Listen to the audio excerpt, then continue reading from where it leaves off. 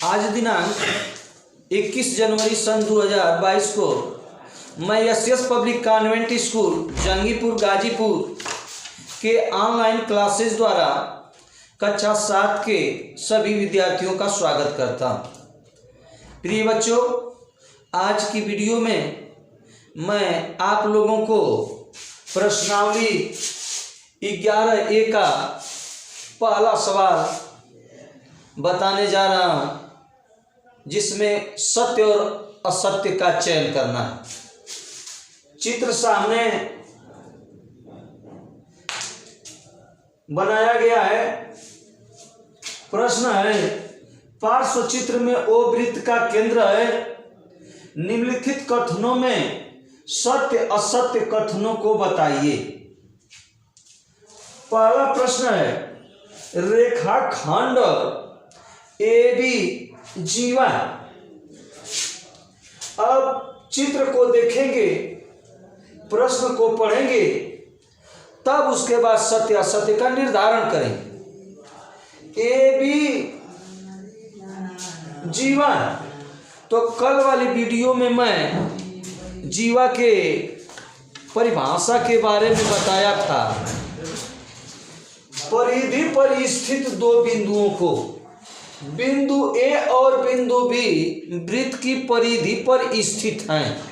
तो कल वाली वीडियो में मैं जीवा की परिभाषा बताया था।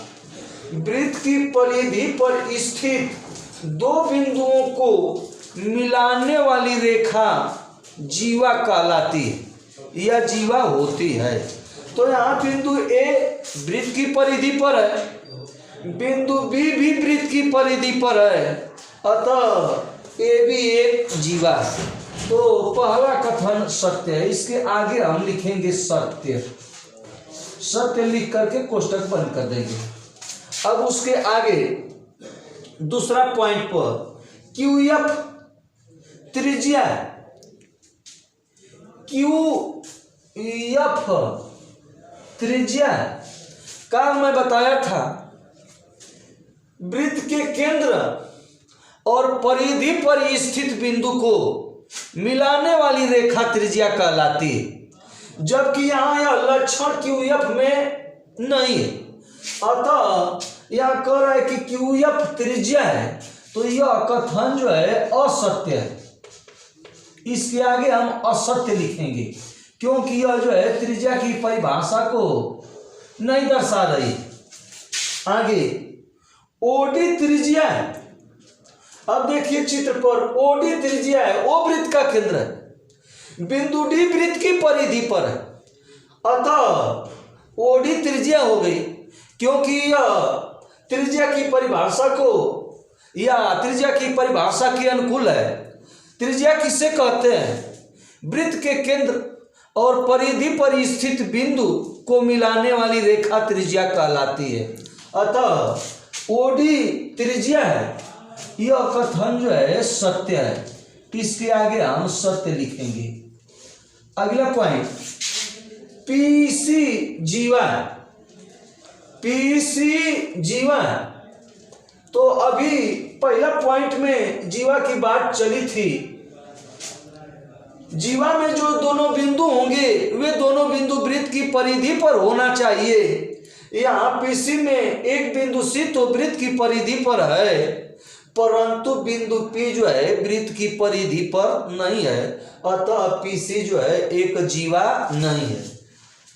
अतः यह कथन जो है असत्य है। इसके आगे हम असत्य लिखेंगे। इस प्रकार से जब हम जीवा के बारे में, त्रिज्या के बारे में पहले से जानते रहेंगे, अर्थात हमें जीवा और त्रिज्या का पूर्व ज्ञान होगा, तभी जो है हम सत्य और असत्य का निर्धारण कर पाएंगे। धन्यवाद। दूसरा नंबर का सवाल आप लोग देखिए। सत्य विकल्प का चयन करना है। प्रश्न है, अर्धवृत्त में बने कोण की माप होती है। पहला विकल्प है 30 अंश, दूसरा 60 अंश, तीसरा 180 अंश, चौथा 90 अंश। तो अर्धवृत्त में बने कोण की माप होती है, तो इसमें जो है चौथा विकल्प सही है। इसको समझ लीजिए थोड़ा सा चित्र के द्वारा। जैसे मान लीजिए कि ए बी एक व्यास है जिसका केंद्र ओ है, तो ऊपर वाला भाग भी अर्धवृत्त हुआ, नीचे वाला भाग भी अर्धवृत्त हुआ। यदि हम ऊपर वाला अर्धवृत्त में हम कोई बिंदु मान लीजिए कि सी रख रहे हैं, सी को जब ए से और पुनः सी को बी से मिलाएंगे तो यहाँ जो कोण बनेगा यह जो है 90 अंश का होगा। इसी को कहते हैं कि अर्धवृत्त का कोण जो है समकोण होता है यानी 90 अंश का होता है। तो इसको याद करने वाली बात है। अभी कक्षा 7 में यह जो है हम लोगों के कोर्स में सिद्ध करने के लिए नहीं कहा गया है, सिर्फ इसको जो है रट लेना है, याद कर लेना है। अर्धवृत्त में बने कोण की माप होती है, तो अर्धवृत्त में बने कोण की माप जो है हमेशा 90 अंश की होती है। और इसको मैं चित्र बना करके समझा दिया कि अर्धवृत्त में बने कोण का मतलब क्या होता है। यदि हम व्यास खींच देंगे तो व्यास खींच देने से वृत्त 2 भागों में बराबर बराबर भागों में विभाजित हो जाएगा। प्रत्येक भाग को अर्धवृत्त के नाम से जाना जाता है और उस अर्धवृत्त में जीवा व्यास के साथ जो कोण बनेगा वह कोण हमेशा हमेशा 90 अंश का होगा। अतः इस प्रश्न में विकल्प 4 सही। अगला देखें, सवाल नंबर 3। किताब में चित्र बनाया है और कह रहा है कि इसके दीर्घवृत्त खंड को छायांकित कीजिए। तो कल वाली वीडियो में मैं आप लोगों को जीवा समझाया था, त्रिज्या समझाया था, व्यास समझाया था, त्रिज्य खंड और वृत्त खंड समझाया था।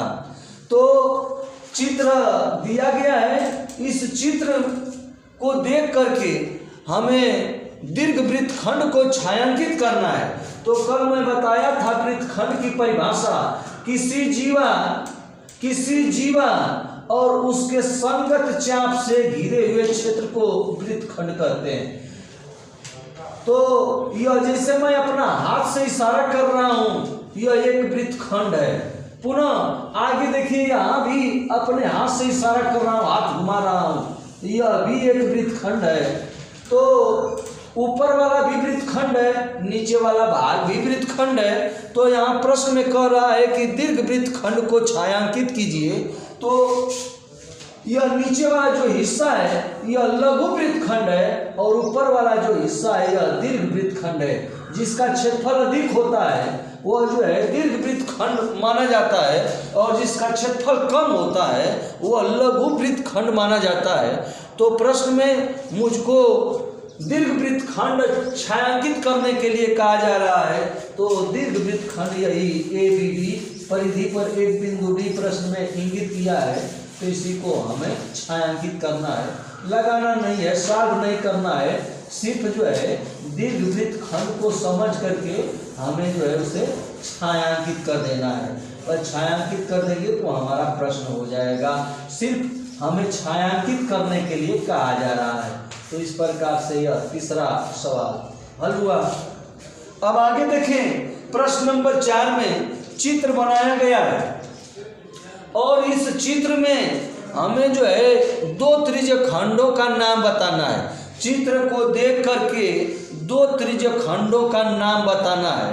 तो कल मैं बताया था त्रिज्य खंड की परिभाषा 2 त्रिज्याओं, ध्यान दीजिए चित्र पर, 2 त्रिज्याओं AO और BO या OA और OB 2 त्रिज्याएं हैं और इनका संगत चाप जो है AB है। जैसा कि मैं हाथ घुमा करके इशारा कर रहा हूं, तो OAB एक त्रिज्य खंड है।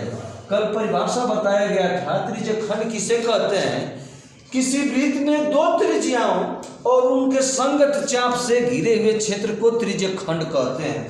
तो त्रिज्य खंड OAB एक त्रिज्य खंड है।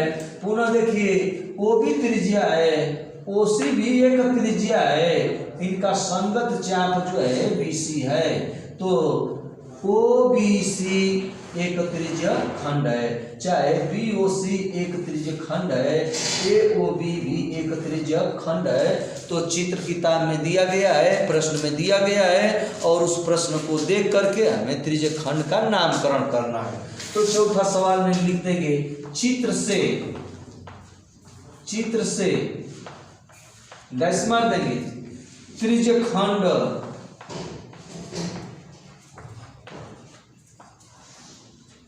पहला त्रिज्य खंड हमारा हो गया AOB, त्रिज्य खंड AOB तथा दूसरा त्रिज्य खंड हमारा हो गया BOC।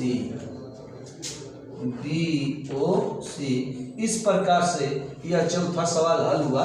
समझ करके केवल नामकरण करना था। धन्यवाद।